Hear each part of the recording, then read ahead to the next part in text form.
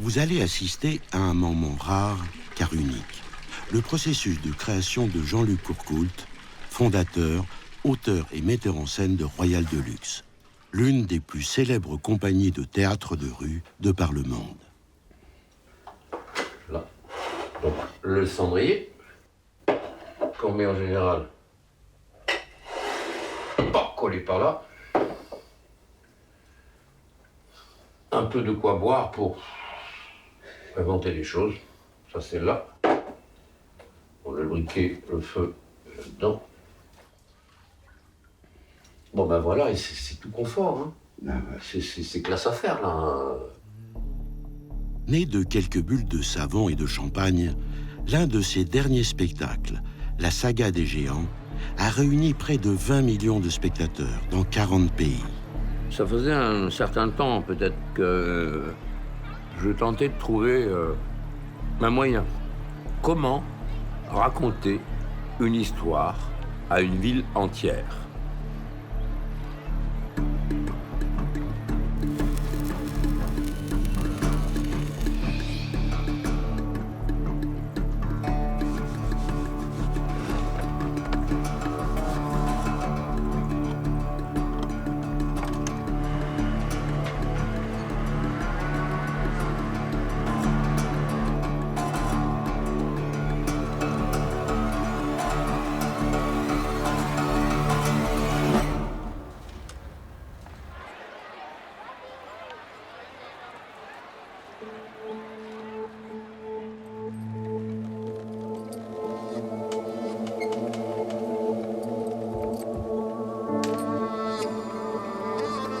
C'est vraiment quelque chose qui nous reste ancré dans notre imaginaire, en fait, comme l'histoire de Gulliver. Et cette possibilité-là, on passe de la réalité, on rentre dans le rêve, dans l'imaginaire.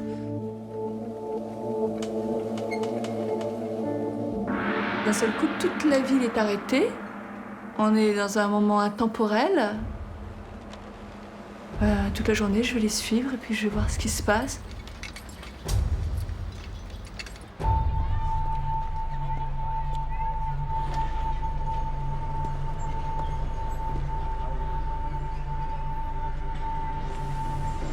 Je suis dans l'avion pour aller à Rio.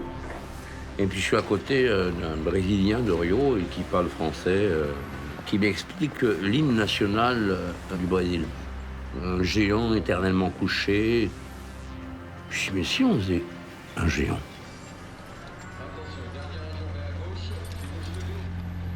Et Jean-Luc dit, le spectacle, je vais réveiller le géant et on va le faire descendre dans la ville. Et là, il travaillait sur le premier géant. Et ce qui m'a frappé, c'est comment toute cette équipe des créateurs, qu'ils soient techniciens ou comédiens ou un peu acteurs dans la mise en scène, la déambulation du géant, ils commencent à dire, bon, alors le géant, il va faire tant de mètres parce qu'il faut qu'il soit assez grand, qu'il fasse 3 étages d'immeuble.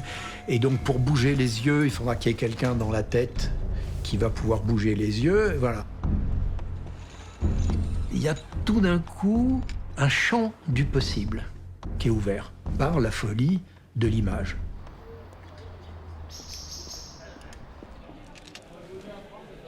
On part dans l'énormité et avec les limites financières et les limites de ce qu'on peut faire physiquement, quoi.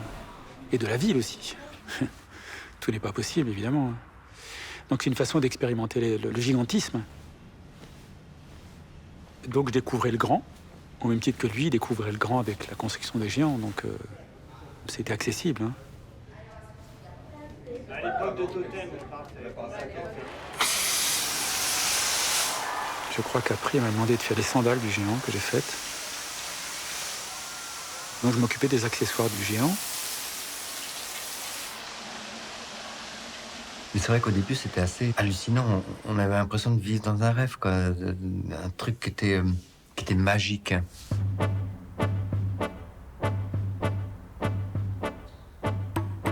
Allons-y, quoi.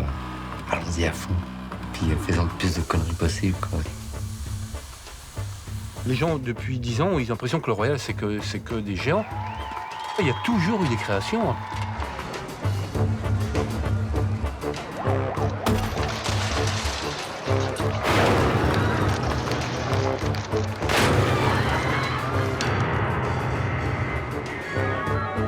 la compagnie joue ses premiers spectacles, étranges et déconcertants, à Aix-en-Provence, où la troupe survit en faisant la Manche. Elle s'installe ensuite à Toulouse, avant de faire de la ville de Nantes, il y a 30 ans, son port d'attache définitif, d'où elle rayonnera peu à peu sur les 5 continents. Bonjour monsieur!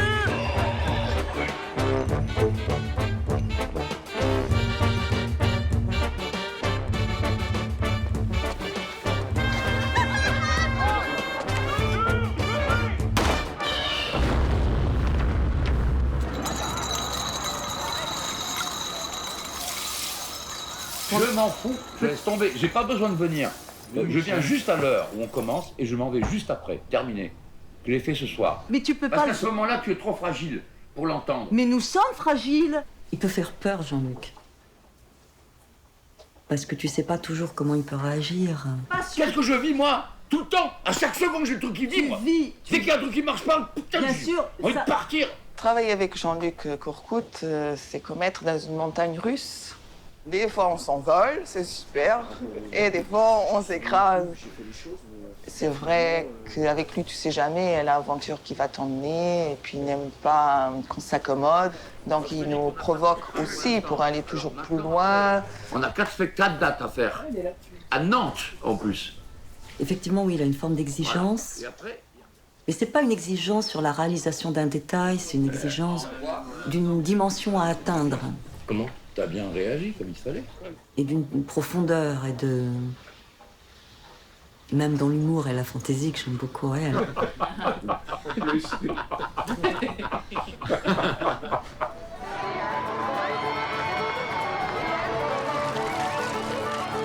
Dès que j'interviens dans une rue, il faut poser le problème qu'il y a un déraillement qui va exister. On va pas voir la vie de la même façon. Il faut prévenir. Prévenir avec l'imagination.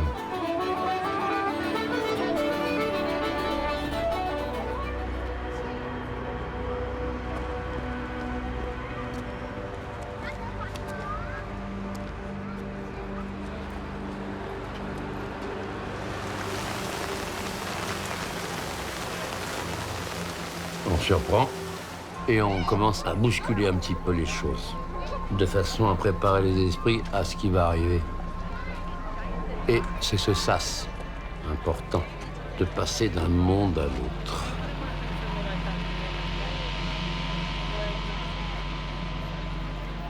C'est ce qui nous étonne et ce qu'on aime quand même. Ça nous étonne, mais on adore.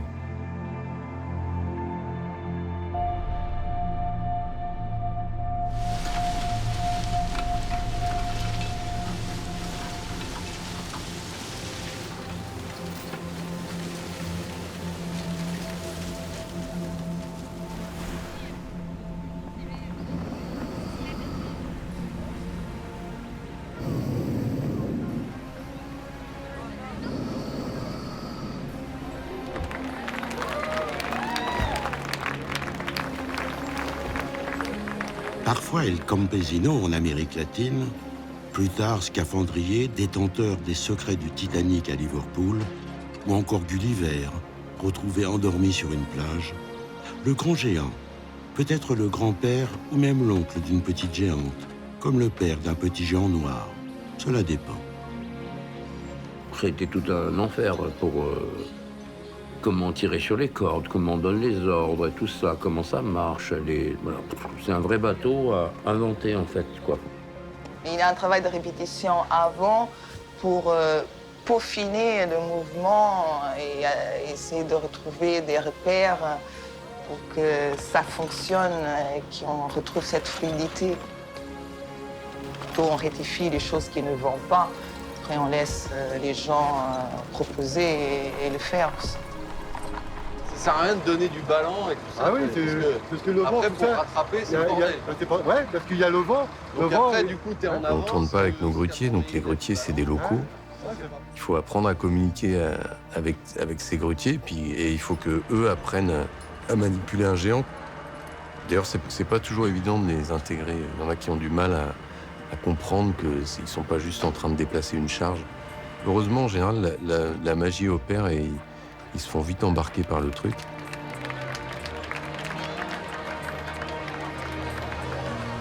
Il faut essayer de comprendre pourquoi le mouvement de grue, s'il est trop rapide, annule l'émotion, ou la minimise. Il faut l'importance de la direction du regard. Il y a tout un travail qui s'apparente au travail de l'acteur et puis de la marionnette.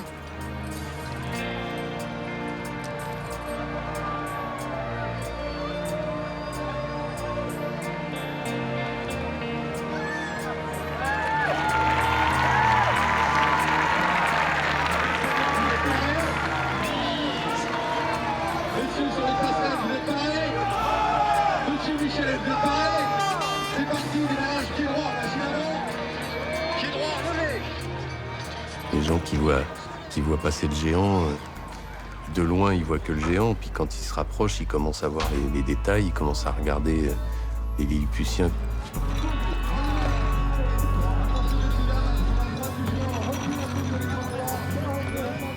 Mathieu, le chef d'équipe, il nous donne toutes les consignes de manœuvre parce qu'il y a un ordre bien précis. Ça reste des machines assez complexes et assez lourdes.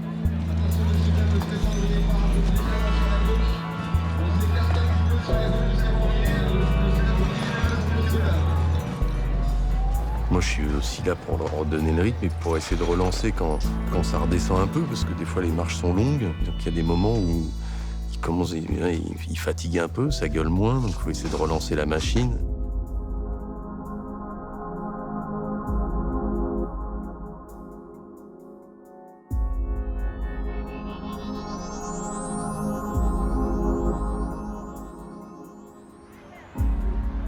C'est tellement jouissif de le voir bien marcher, bien se déplacer, que tout soit en connivence, qu'on se regarde tous, qu'on se ressente les uns les autres, en fait.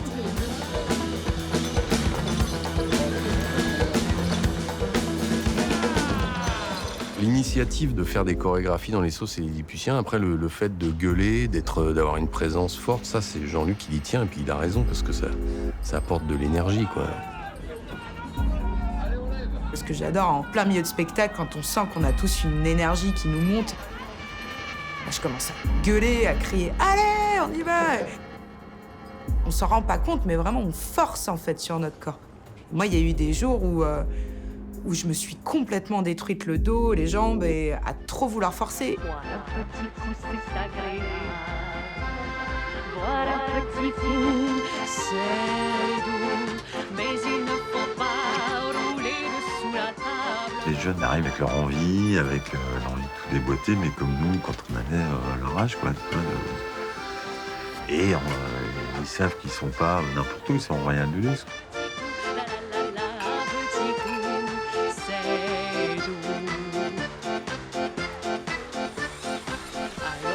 C'est un pari qu'a fait Jean-Luc, mais il a fait le bon pari. Vraiment. J'espère qu'ils vont l'arrêter celui-là. Puis c'est vrai que tu te dis, c'est vous qui allez aller au charbon, les gars. Il va être temps parce qu'on est un peu vieux. On a donné, nous.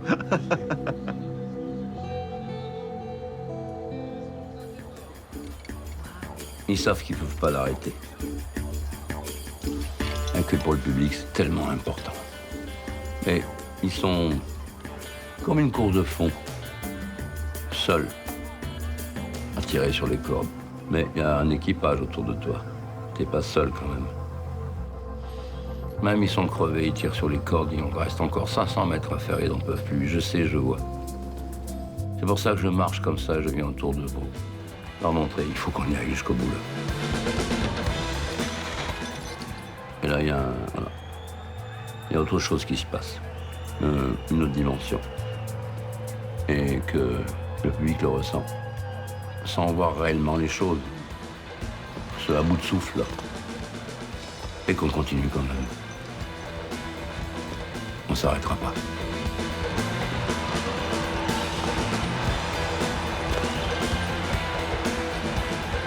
Va faire un beau geste quand t'es crevé au bout d'1,5 km à tirer sur les cordes. Ça en peut plus là. Voilà. Alors tu sautes comme tu peux. Et vas-y. Et ça devient beau à cause de ça. Parce qu'il n'y a plus de contrôle. Mais eux se contrôlent pour pas tomber sur la foule. On essaye de faire attention.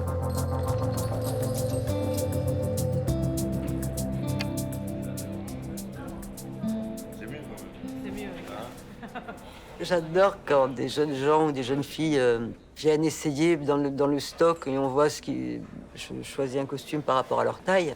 Et d'enfiler la veste, il y a toujours un petit moment d'émotion et de fierté. Quelquefois, quand il y en a qui sont trop émus, je m'arrange pour bon, je vais mettre l'étiquette pour lui laisser le temps de redescendre. Parce que. Ou qu'ils deviennent tout rouge. C'est rigolo, je trouve ça mignon, c'est super. Quand j'ai mis le costume, là, j'ai tout de suite sorti mon téléphone et là, j'ai dit prends-moi en photo, faut que j'immortalise, quoi. C'est impossible, c'est bon, quoi. Là, c'est trop cool. Bon, bah écoutez, vous êtes un équipage de choc, donc ça va être super. Donc à tous et à toutes, un gros merde et à tout à l'heure. Dans l'équipe du Scaphandrier, il y a des gens qui sont hyper attachés à ça. Alors, si tu les vois en dehors de leur rôle de Lilliputien, c'est des punks finis, quoi. Mais par contre, ils sont convaincus qu'on perd quelque chose s'il n'y a pas cette rigueur dans la tenue des Lilliputiens.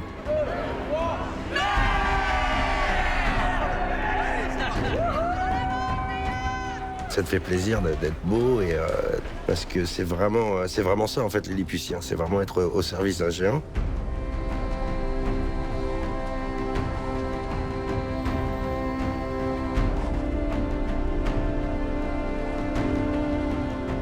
On est tous Lilliputiens. On manipule.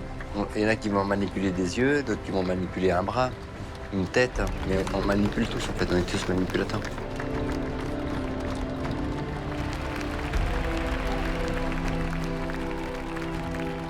Vraiment, je me tenais fière, droite. J'avais peur, quoi. Ouais, j'avais un trac monstre, quoi.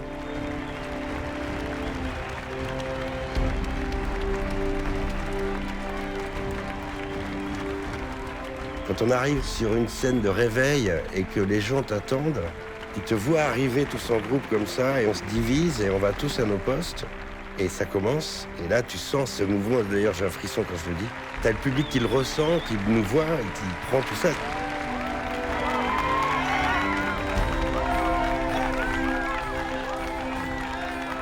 Tout un public a attendu pendant des heures et que ce moment-là, on n'a pas le droit de le rater. Et là, on se regarde, on se fait un petit signe et la musique commence. Et on souffle un peu, c'est comme si on lui soufflait sur les paupières. Et on essaie de le réveiller tout doucement. Et là, on entend « Waouh !» Et c'est le public.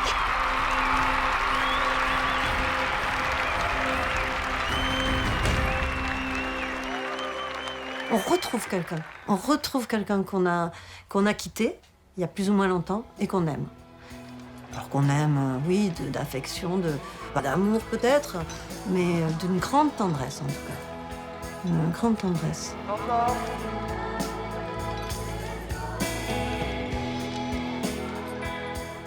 Tu veux pas forcément que ça t'atteigne ou tu mets une certaine distance et en fait, ça t'arrive de plein fouet. Et tu te retrouves comme un gamin en train de t'extasier devant une petite fille qui va faire attention à toi, comme si tu étais là, gamine, à 1 an et demi, en train de faire tes premiers pas.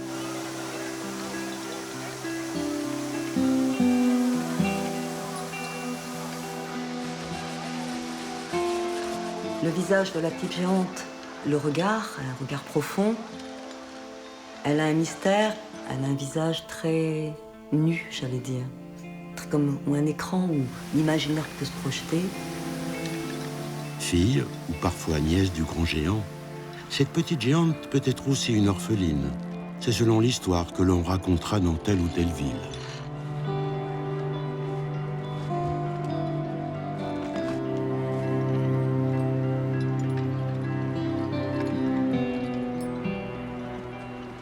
Petite géante, je voudrais profiter de ce somptueux après-midi pour faire un peu de gymnastique. Qu'en pensez-vous? Très bien, très bien, très bien. Alors, nous allons effectuer une série de rotations de la tête autour des cervicales. Allez, c'est parti. On va derrière, on détend bien la peau du cou, on passe sur le côté. Très très bien, très très bien. Nous allons donc passer au second exercice qui consiste à effectuer les balancements du corps. Allez, comptez avec moi. 1, 2, 3, 4. On y va, allez de l'autre côté. 1, 2, 3, 4. Allez, on y va. Oui, très bien. Belle attitude. Et oui, allez, on y va, messieurs. Du nerf. Allez. C'est parti. Allez, on y va.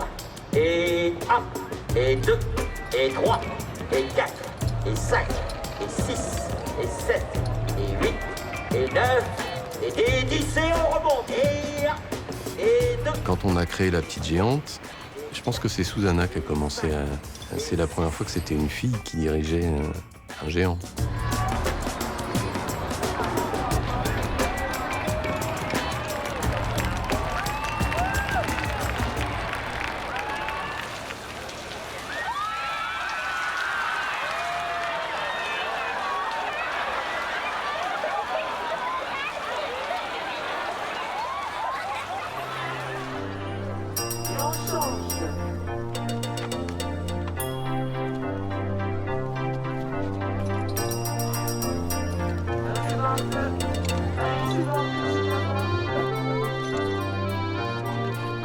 Les enfants, ils adorent faire la balançoire dans La Petite Géante, mais il y a certains enfants qui ont peur, d'autres qui pleurent, et d'autres qui ça va les rester gravé pour toute leur vie. Mais ça, tu sens aussi qu'il y a des gens dans ce genre de spectacle que tu les transformes pour toujours.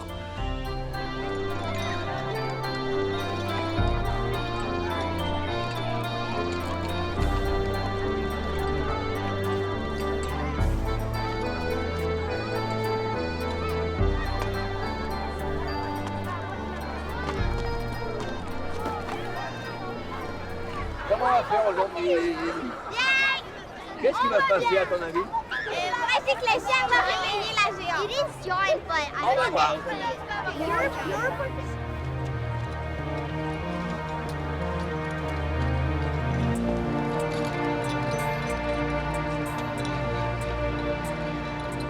Le chien Xolo, un cadeau pour La Petite Géante lors de son voyage au Mexique.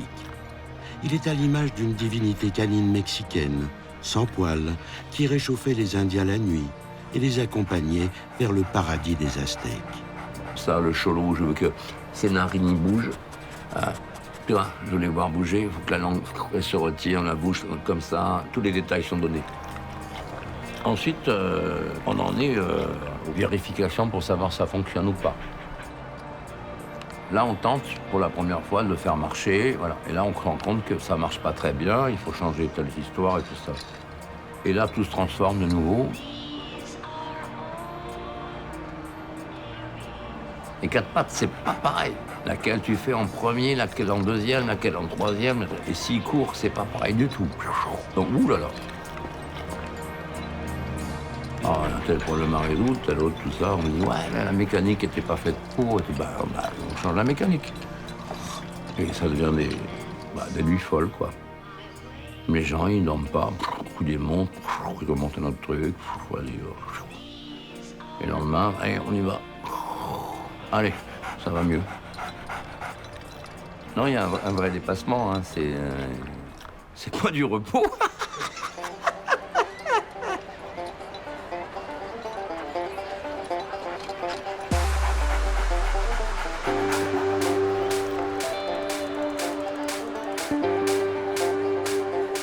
Le cholo, la différence, c'est que tu es sur la machine et que le cholo, il va à l'encontre des gens, ce qui est super sur cette marionnette.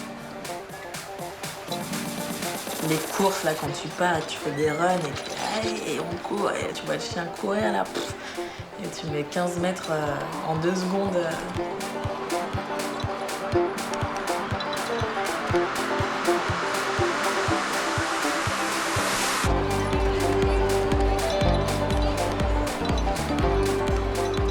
Il a des yeux humains, donc pas des yeux tout noirs de chien, mais voilà, avec, on voit le blanc de l'œil, on voit l'iris, la pupille. Et c'est vrai que ça donne, quand on le voit, on est interpellé par ce regard, parce qu'il vient chercher le regard des gens.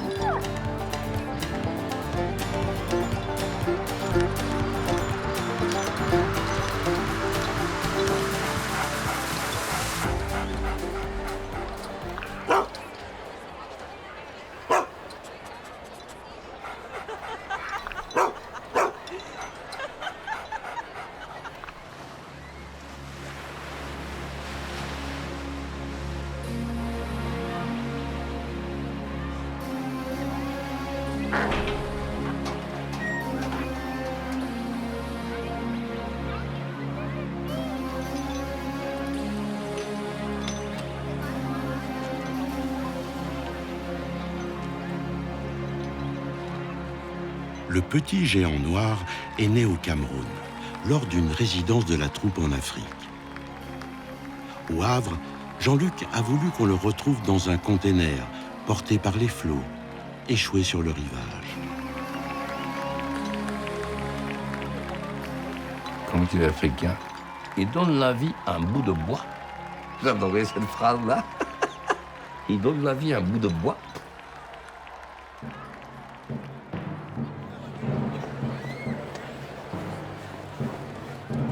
Le petit géant noir, c'est le seul qui peut manger. On peut lui donner beaucoup de choses à manger.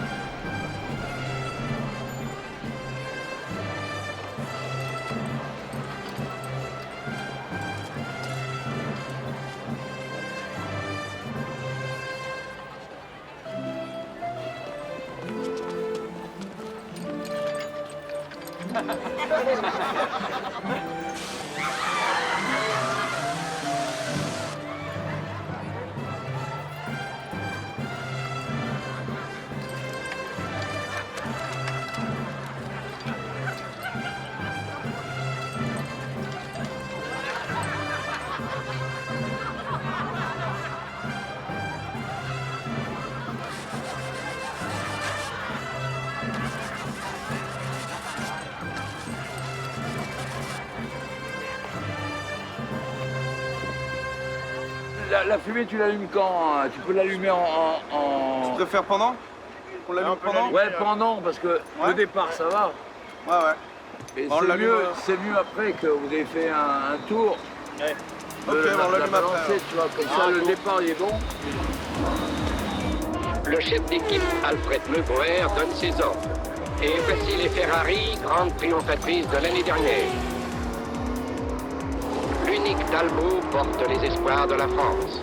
Mais elle donne des inquiétudes à son pilote, le vétéran Louis Rosier, qui renoncera à prendre le départ. Extérieurement, les voitures de cette année ne sont guère différentes de celles qui, l'an dernier, a livré à la Ferrari une lutte acharnée inoubliable.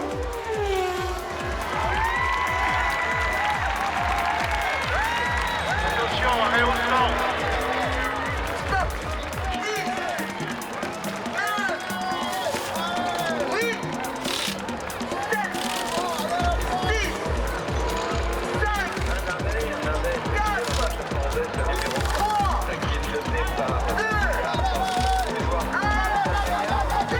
Il y a maintenant 5 heures que les concurrents tournent à une allure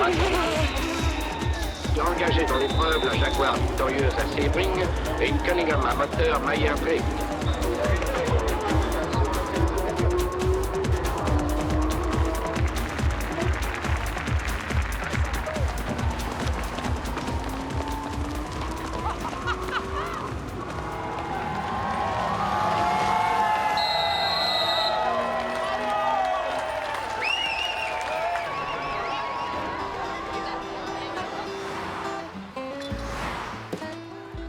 On se calme un peu là, eh oh.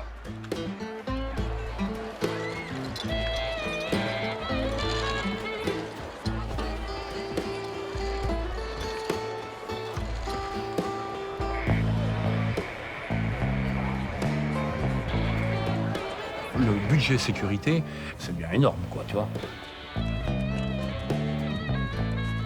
Avec tout ce qui se passe, la menace, l'attentat, tout ça, ça devient fou. On doit tout annoncer, on doit donner les horaires, on doit tout... Non, c'est pas... Ça se complique beaucoup. On fait une énorme logistique de tout. De transport, de camions, de grues, d'engins, de personnel. Enfin, c'est une usine à gaz, hein, tu vois.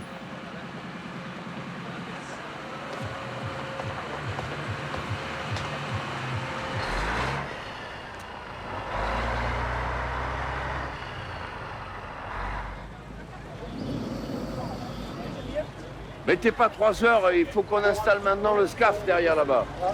C'est bon.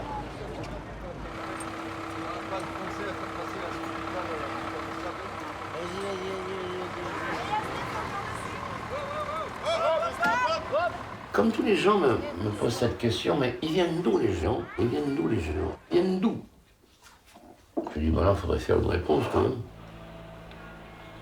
La réponse soit à la taille de l'univers, de l'imagination, on va dire enfantin ou galopin. D'où l'idée de... les géants viennent avant le Big Bang.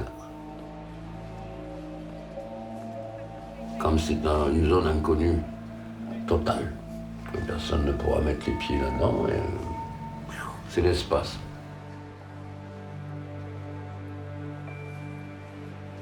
Un jour, avec les bretelles de mon grand-père, on avait fait des lance-pierres. Bien sûr, on s'amusait à déquiller des planètes pendues dans l'univers. Ça faisait des météores propulsés à 4 millions d'années-kilomètres-heure qui explosaient des milliards de cailloux intergalactiques. Ça faisait des lumières un peu partout et des couleurs qu'on n'avait jamais vues. Bon, faut dire que c'était des conneries, hein, strictement interdites. Que nous avait dit comme ça, faut pas toucher à l'équilibre. Avec mes copines, qu'est-ce qu'on s'en foutait de l'équilibre?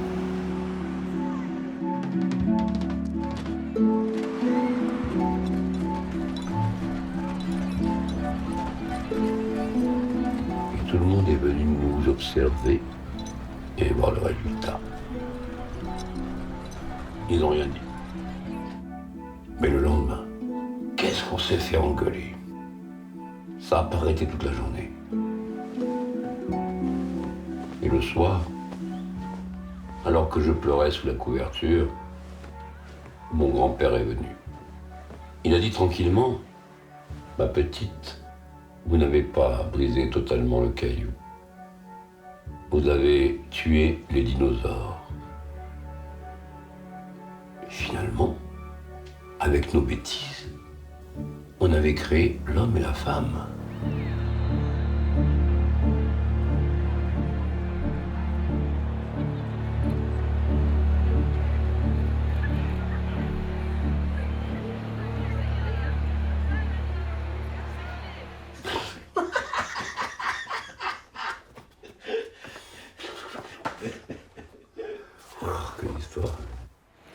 Dernière arrivée de la famille, la grand-mère fait sa première apparition à Nantes. Elle permet à Jean-Luc de révéler la présence mystérieuse des géants sur notre planète. Gardienne privilégiée de la mémoire, elle garde précieusement ces histoires dans son coffre. Peu importe les liens de parenté de cette dynastie, ce qui compte, c'est que les histoires qu'ils vivent soient toujours ancrées dans les traditions des villes et des pays où ils voyagent. Visiblement, il y avait une autre envie de Jean-Luc qui était claire, de changer radicalement, de faire parler ces géants. La grand-mère, au moins. Donc avec un récit et forcément une technicité qui pouvait permettre ça. Il faut qu'elle parle. Mais on ne peut pas parler normalement. Comme elle fait partie du monde de géants, c'est une indigène, entre guillemets, c'est un autre monde.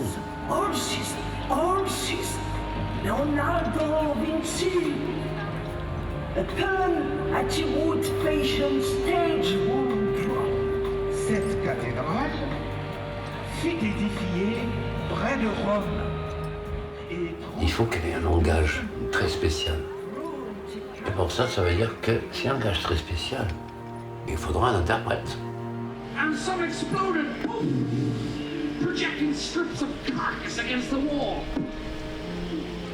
Bücher sind wert.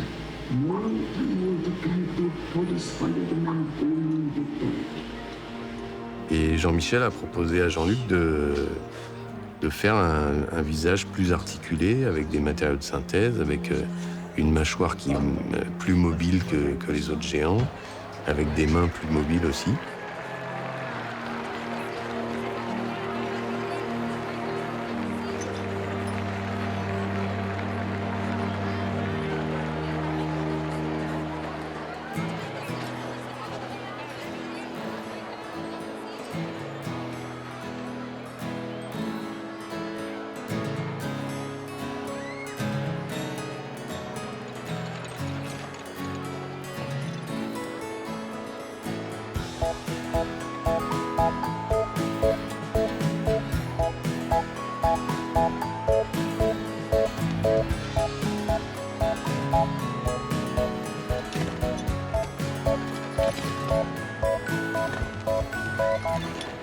grand-mère, il faut qu'elle pète, il faut qu'elle crache. Et... Ok.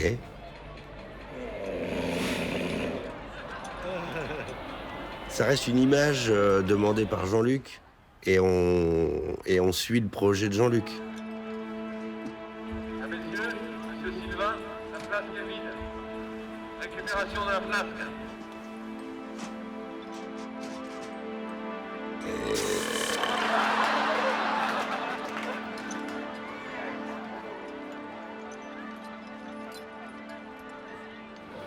Oh dear.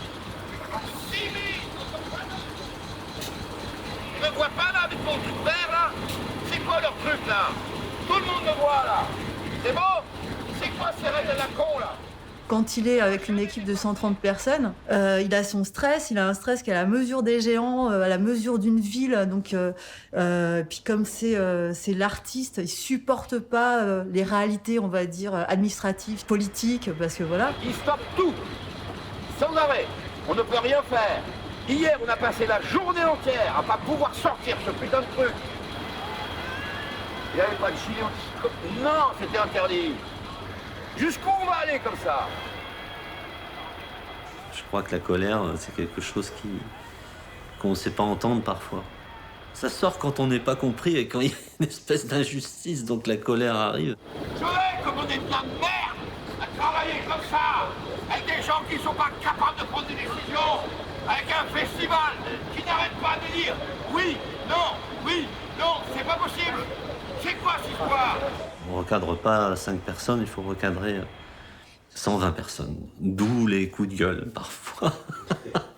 Mais on les connaît, ça va, il n'y a pas de problème. Vous avez gagné la révolution irlandaise. Vous l'avez gagné avec votre t-shirt rouge. C'est comme ça que vous faites votre révolution. Elle est merdeuse.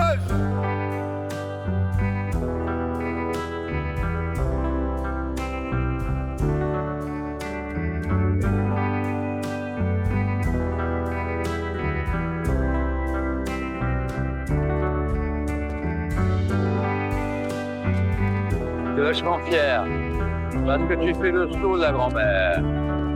Donc tu t'en fous total. Ce qui est important, c'est ce que tu montres au public. Voilà. Et on s'en fout pour qui on te prend. L'important, tu donnes.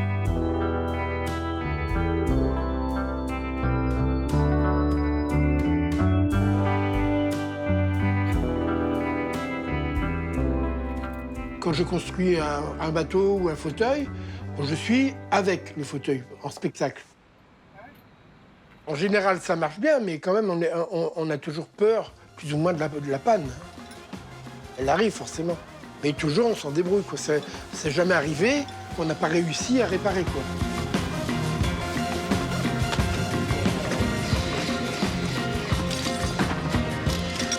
Faut pas oublier, c'est que nous, ce qu'on fait, c'est que des prototypes.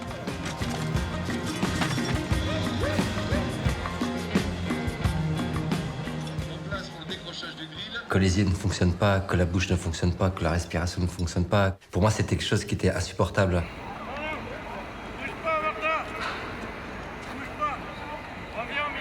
C'est la commande, ça bouge tout seul.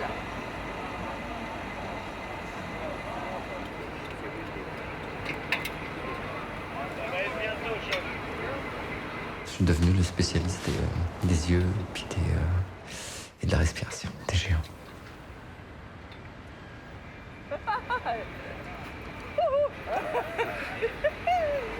On va nous faire coucher là quand même.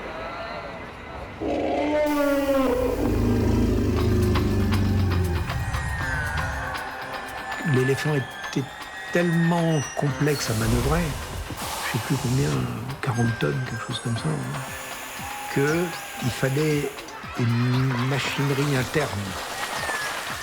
Donc ça devient presque un automate, à la grande différence du géant qui lève le bras parce qu'il y a quelqu'un qui tire sur une corde, qui avance parce qu'on tire sur des cordes. Voilà, donc il y a un côté grande goélette, grand voilier, des poulies, des cordes, une machinerie, mais quelque chose qui est vivant là. Il y a quelque chose d'un autre ordre quand c'est un automate qui en gros marche tout seul. On passe pas là. On va pas passer là. Pour ouvrir un peu, on passera pas. En anecdote, on a fait une fausse panne comme ça à Berlin, où on n'avait pas le droit de s'arrêter pour des raisons de sécurité devant la Bundestag. Hein. Donc ça, informellement interdit, formellement interdit. Et Jean-Luc, il avait décidé de s'arrêter devant la Et t'as la police, les militaires, mais qu'est-ce que vous faites là? Non. Bah, désolé, on était en train de taper en dessous au marteau. Tu vois? Et c'est génial, voilà, il réussit son histoire. Et après, tu sens que les mecs ont compris au bout de, toi, une demi-heure, si on n'est pas resté 3 heures, hein, toi. Ouais, ils se sont fait détourner la clé, quoi.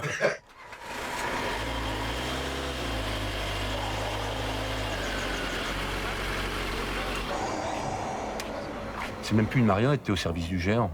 Tu l'entends respirer, tu l'entends vivre. S'il casse le bras, ce qui est arrivé, par exemple, pour le grand public, il a perdu son membre. Tu vois, t'es dans la même souffrance que lui. Il est évident qu'au bout d'un moment, le géant dont tu t'occupes devient une réelle personnalité. Mélangé avec l'ADN de toute une équipe. Et toute l'équipe se met autour, au grand service. Et ils font tout ce qu'ils peuvent.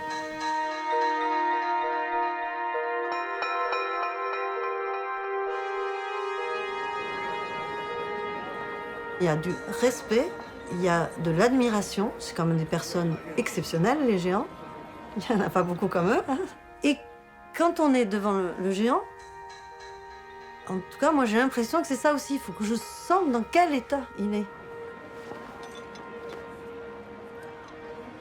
Tu vois, je parle de géant comme s'il était vivant, mais il n'y a pas moyen de faire autrement, parce que aussi pour nous, ils n'étaient pas vivants. Mais comment ça pourrait marcher?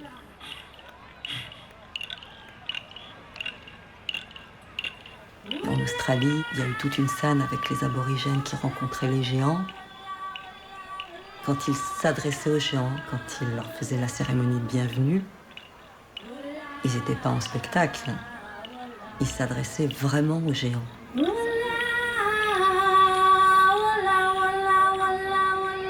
on vient chez vous, mais on partage un truc ensemble, parce que nos géants, ils sont inspirés de vous.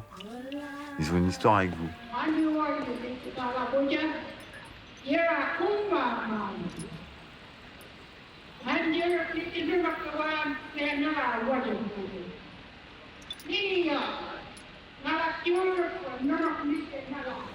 People of Liverpool, this should be a battalion of pals, a battalion of friends from the same office who shall stand and fight shoulder to shoulder for the honour of Britain and the credit of Liverpool. Tu vois, à Liverpool, c'est ces gens qui partaient la fleur au fusil entre copains, se faire massacrer dans la Somme en 3 heures. Et donc, du coup, ouais, on est nourri d'une histoire des gens, de la ville. Et même dans la ville, il y a plein de gens qui ne connaissaient pas ces histoires.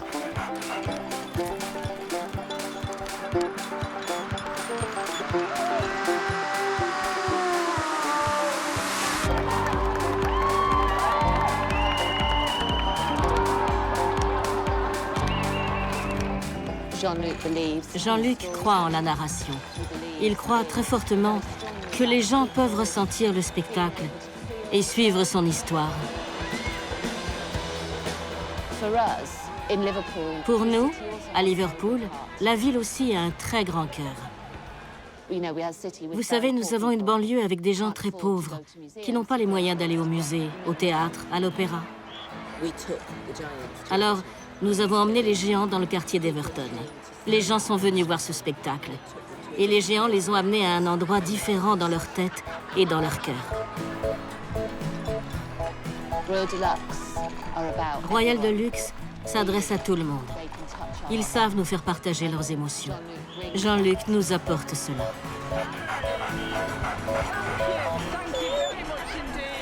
Je ne peux que remercier votre grandeur et votre histoire et la confiance que vous me donnez pour inventer et créer ces nouvelles histoires qui sont chaque fois différentes à chaque ville dans laquelle on va. C'est le minimum et le maximum qu'on peut faire, de dire merci, de faire encore aujourd'hui du théâtre de rue gratuit, alors que c'est impossible dans ce monde-là.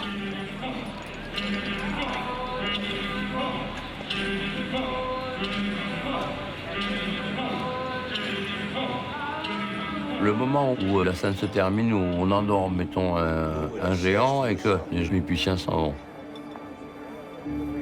ben, je dirais que le spectacle devient humain parce que les gens applaudissent les humains, mais non plus le géant.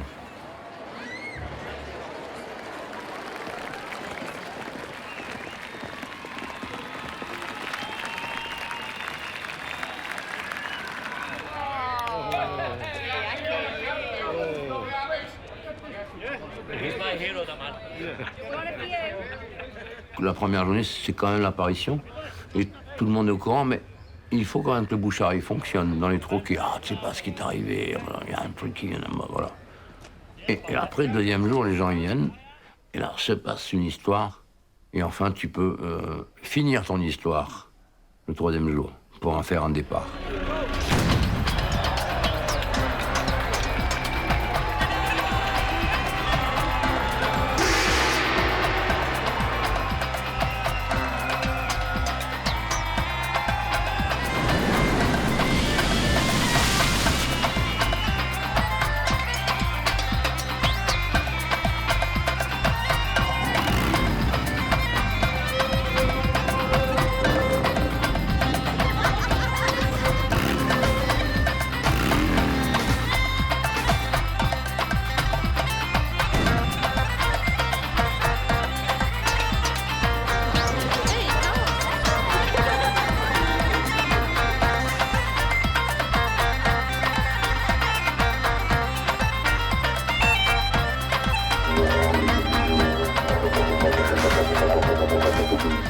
Qui joue devant autant de monde? Les Rolling Stones?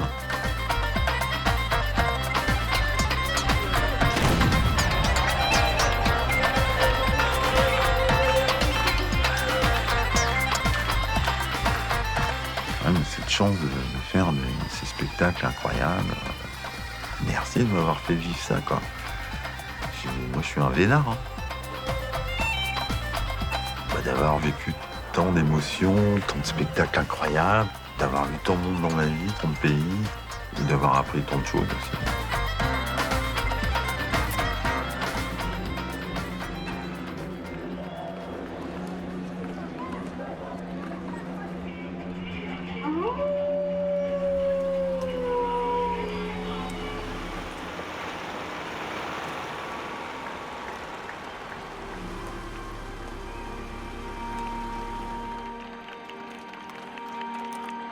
Au départ du géant sur un radeau, on pleure tous parce que, voilà, ça nous échappe et ça fait partie de nous. Et puis, on a l'impression qu'on ne le verra plus.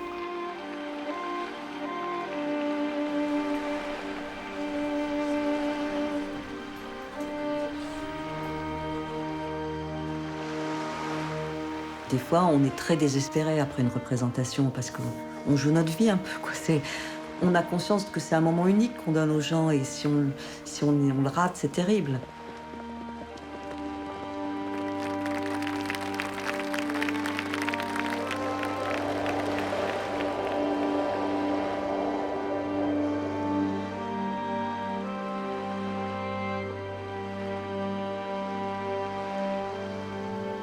Et déjà, à la fin de chaque géant, bon, tout le monde est écroulé, mais Jean-Luc, souvent, il disparaît. Ça a vidé.